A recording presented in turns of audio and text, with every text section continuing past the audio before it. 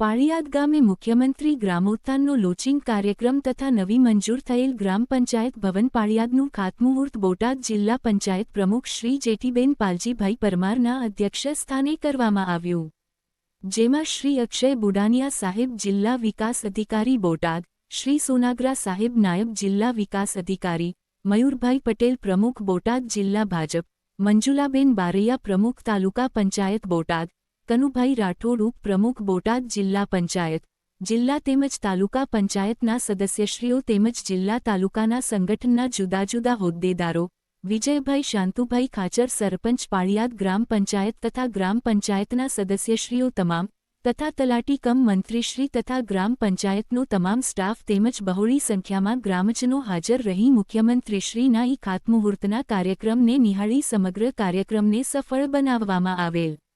Reporter Jaydev વી મંદિર પાળિયાદ.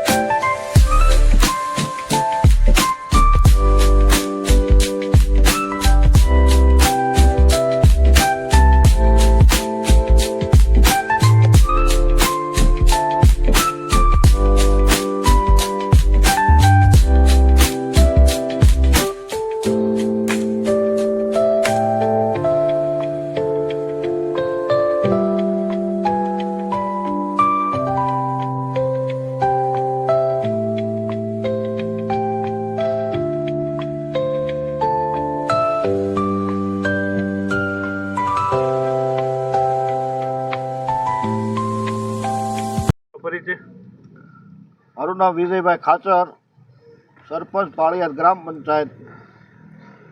આજે મુખ્યમંત્રી શ્રી દ્વારા આખા ગુજરાતમાં જ્યારે ગ્રામોદ્ધાર કાર્યક્રમ દ્વારા આજે હજારોની સંખ્યામાં 2666ની સંખ્યામાં જ્યારે ગ્રામ પંચાયતોનું ઈ ખાતમુહૂર્ત જ્યારે કરવામાં પાળિયાદ આજ હાઈસ્કૂલે આજે કરવામાં આવ્યું છે. અને આજે જે આ કાર્યક્રમ અમારા પાળિયાદ હાઈસ્કૂલને રાખવામાં આવ્યો હતો, જેમાં અમારા બોટાદ જિલ્લાના ડીડીઓ સાહેબ શ્રી ઉપસ્થિત રહ્યા હતા, જિલ્લા પંચાયતના પ્રમુખ શ્રી બહેન પણ ઉપસ્થિત રહ્યા હતા, અમારા જિલ્લા ભાજપના પ્રમુખ મયુરભાઈ પટેલ પણ ઉપસ્થિત રહ્યા હતા અને અમારા સંગઠનના તમામ હોદ્દેદારો અહીંયા ઉપસ્થિત હતા.